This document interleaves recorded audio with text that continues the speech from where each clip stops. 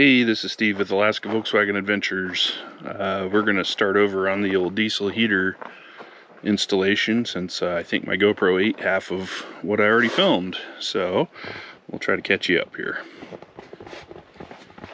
So I've got the holes drilled through the floor, and that's how I went ahead and did it.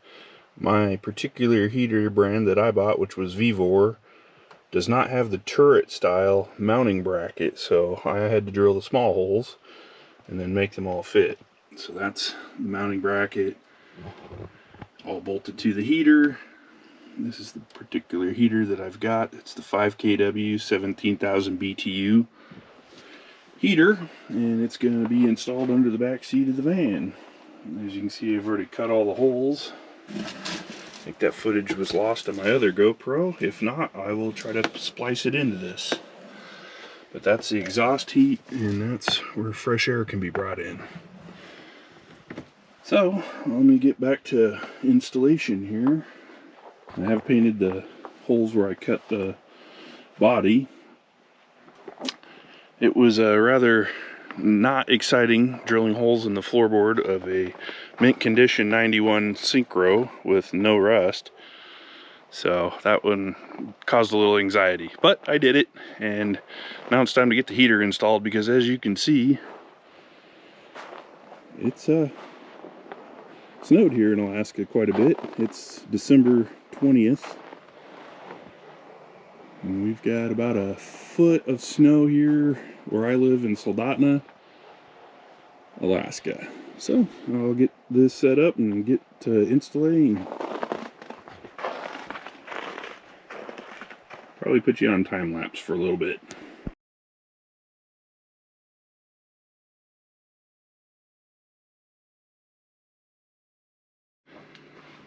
Alright, here's how I've got it set up. Yes, I know the green fuel line is not the better fuel line, but that's what I've got for now, so I'll have to replace it at some point. I have got everything secured.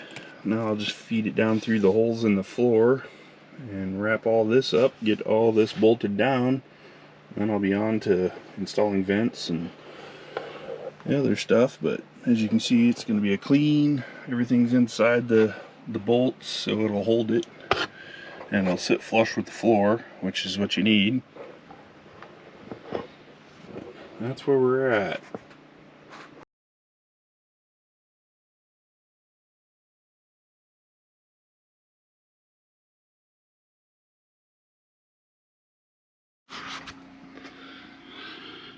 And there it is, all sitting nice and flush. I'll just screw the screws into the floor now, and this part of it's all mounted.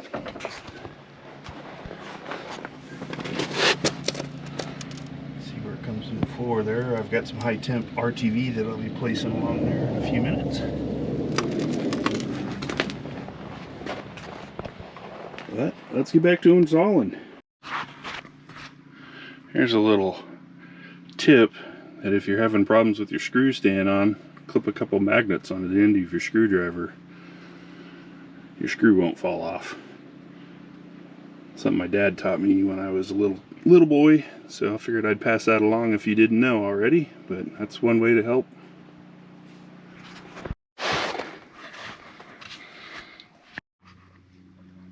Alright, we're running out of daylight, so I figured I'd come down here and show you the finished underneath product. That's high temperature RTV, JB Weld high temp. That's what I had, so that's what I'm using. As you can see, everything's all sealed up. My fuel line only runs outside for about 6 inches. Less likely to freeze up or gel, because we do see really cold temperatures. But that's the underneath. And that's all installed here. I still have to finish running the fuel line. I'm going to run it inside though, into the cabinets and then over, because I'm going to mount the diesel tank inside where the fridge used to be. I figured I'd give you a quick little look on where everything is and where it's going. Alright, well, let's do the fuel tank. There's a little trick here you can use. Makes getting a nipple into the fuel tank a little easier. So first, I'm going to drill out a hole on the end. I'm using a 1/4 inch drill bit.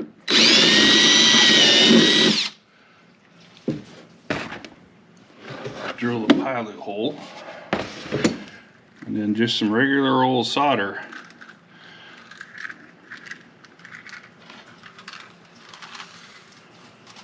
Just enough to get through the hole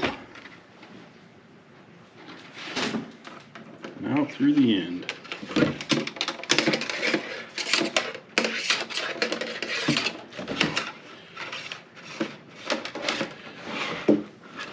And you put the nipple on the direction that you want it to go through the hole. Slip it into the hole there, and then just kind of bend that over, and then feed it back through nice and slow. And it should, in theory, come right out the hole like that. And then all you gotta do is just pull on the solder, and it's out. Now I'll hold on to the nipple. I'm going to thread mine in.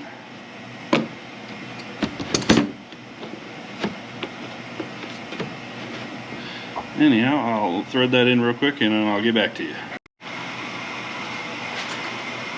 Alright, and of course the furnace kicks on right as I'm trying to do this, but you got to put the rubber gasket in. I did use a pair of vice grips to tighten that in and thread it in. The pliers were not working very well. And you just screw that on, snug it up good.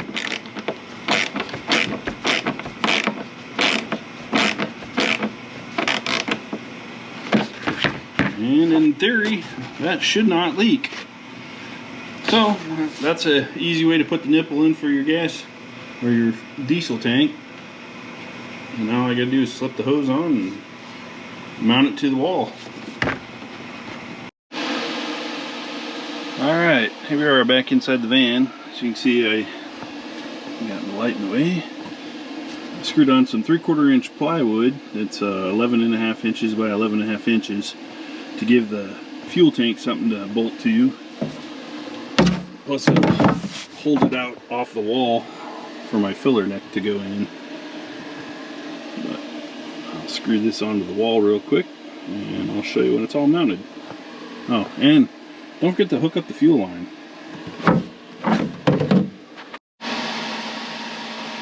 There it is, all mounted up inside the cubby hole there. Get it tilted slightly back so the gas cap will clear the door. The door will shut that way. Anyhow, that's the fuel tank. I got the fuel line running underneath there somewhere. There it is. And I've got it poking into this cabinet here in the back. And then I got my fuel pump and filter over here. I got to short up the line still, but that's all going to mount over on this side. That way it's out of the way.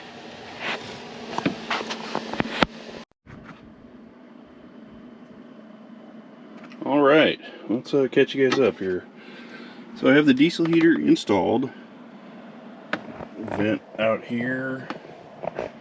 All the wiring and stuff running under the factory heater. I'll still zip tie all that up. I have not finished yet. Runs through the cabinet. Pops out down here. As you can see, the fuel pump's currently laying on the floor. I just laid it down there. I'm gonna zip tie it up to the water line probably, because when it's suspended it makes almost no noise. And then I've got everything running in my diesel tank. As you can see by the rag underneath, I have a seam leak in my diesel tank. So I've contacted Vivor and hopefully they're going to get me a new tank here soon. But that's where it sits. That's how it's going to sit. I've just got to finish zip tying a few things and suspend the pump. But it blows real nice hot air. Exhaust out right behind the edge of the door here. But that's a completed install. It was fun. I definitely, working in cramped spots is a little more challenging. And then finding out that the fuel tank has a leak. Luckily, I'd only put about 1.5 gallons in it. But other than that, everything's gonna be good. Alright guys, take care. Hopefully this video helps show some of the areas you can put your fuel tank. I ran my fuel line mostly inside so it won't freeze or gel up or anything. And maybe I'll show you when I'm all finished, everything zipped up. Alright, there it is, all wrapped up. I put a couple towels around it and zip tied them on, make it nice and noise deadening. Let me put the cabinet back together and I'll let you see what it sounds like with nothing but cabinet.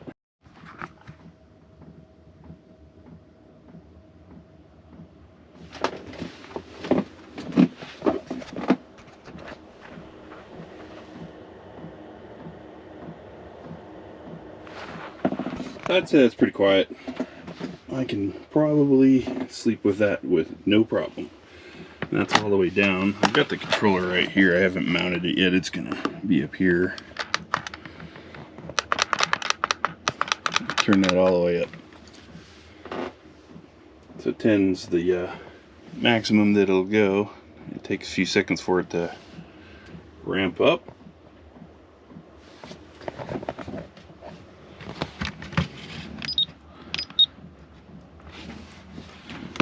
You can watch the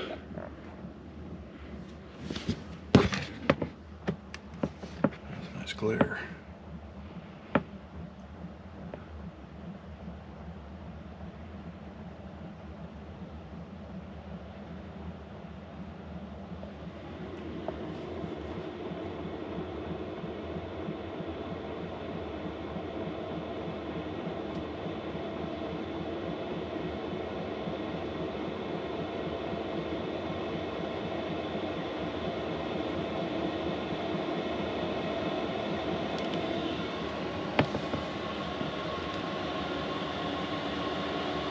So that's running full tilt. That's as noisy as it gets.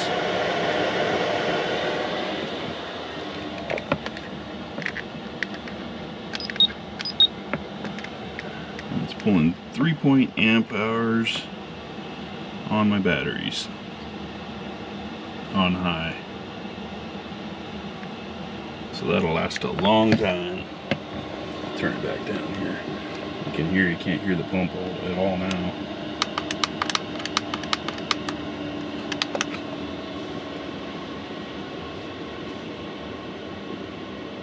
That's halfway on the power. It'll ramp down to that. I was sitting in here last night with it running and it gets plenty warm even at 10 degrees Fahrenheit. It was windows were open, there was no curtains closed or anything. It was about 80 degrees in here Fahrenheit, and that's way more than I want. So there's halfway. Again, can't hear the pump. And on halfway it's pulling 1.7 amp hours off the batteries. I'm sure this thing will probably run in the lower numbers most of the time, just to maintain a comfortable temperature in the van. Anyhow, that is not an instructional video. This was just me and how I installed my Chinese diesel heater. Anyhow, take care. Please like, subscribe, and share. If you found anything interesting or if you have any questions, feel free to hit me up in the comments. I'll try to answer as many as I can. Alright guys, take care. That's the low setting.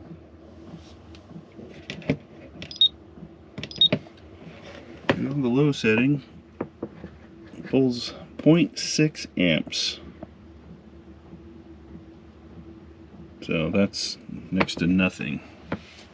It's extremely quiet in the van.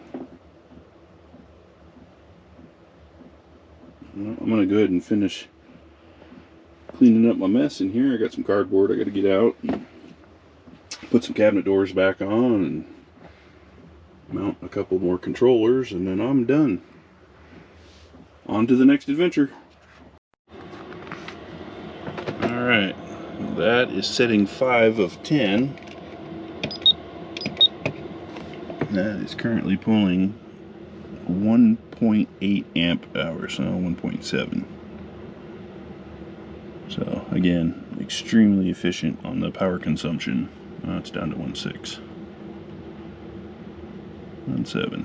So pretty standard, not too bad. Let me go ahead and ramp this thing all the way up. I'll show you what those numbers are.